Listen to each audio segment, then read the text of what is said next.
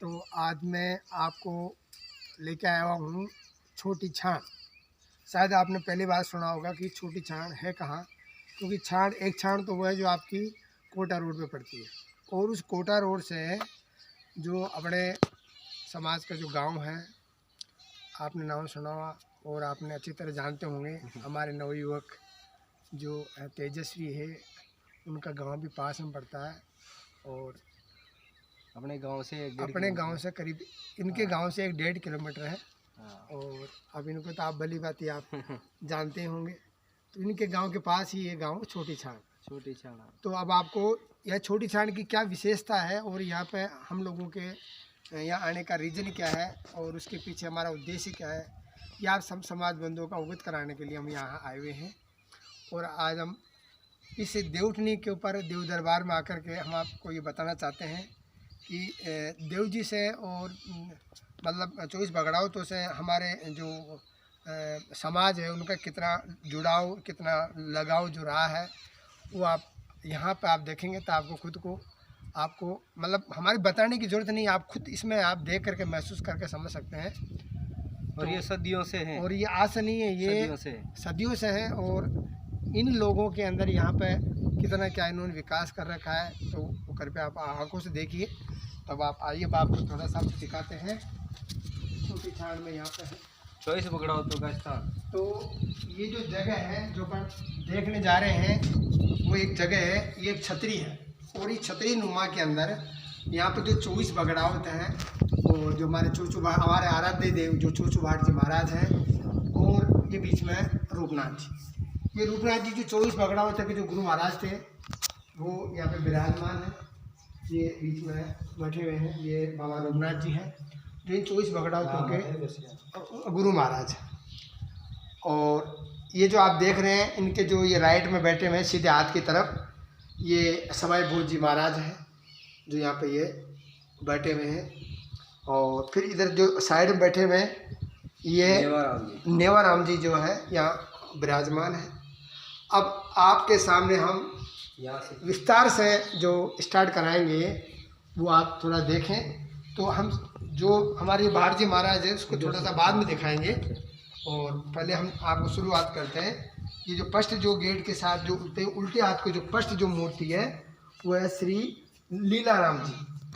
और फिर आगे आप आएंगे तो ये लीलाराम जी हैं जो ग्रीन ड्रेस में है, और ये जो पीली ड्रेस में जो है वो श्री बालाराम जी हैं, और ये जो नीले ड्रेस में ये मालदेव जी हैं, और ये गुलाबी जो ड्रेस में है ये आलदे जी हैं, और ये हरी ड्रेस फिर आगे है ये खान जी है, खाना जी। और फिर ये ब्लू ड्रेस में श्री धन्ना जी हैं, और फिर आगे ये जो पीले ड्रेस में ये श्री जीवन राम जी हैं, ये जीवन राम जी हैं। और अब आगे फिर आगे आप चलते हैं तो ये श्री रामकरण जी हैं, रामकरण जी है ये, हाँ। और ये ब्लू ड्रेस में जो आप देख रहे हैं, और फिर ये श्री कुबान जी हैं, कुबान जी। और ये जो मूर्तियाँ बनाई हुई है ये श्री कोला जी, आप विशेष कर देखिए, श्री कोला जी हैं। और फिर आगे चलते हैं तो श्री कानूर जी हैं, और फिर आगे जैसे ही इनसे आगे देखेंगे आपको तो श्री गोवर्धन जी हैं।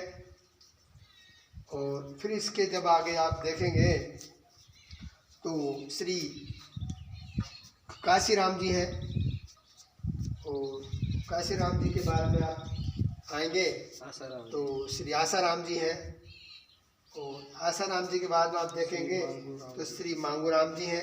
हो सकता है आपको इसमें दिखने में नाम नहीं आ रहा हो, लेकिन मैं बोल के छोड़ा रहा हूँ, तो कृपया आप उस पर भी ध्यान देते जाएं।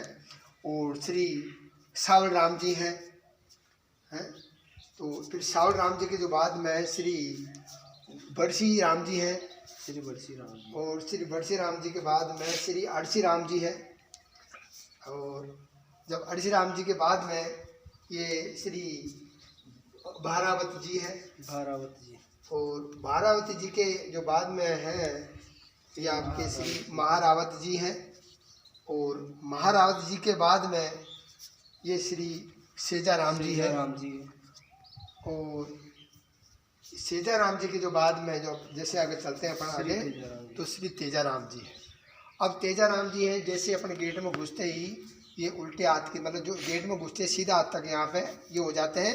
और अब इनके जो तुरंत बाद में जो हमारे हैं वो है श्री चोचुभाड़ जी महाराज।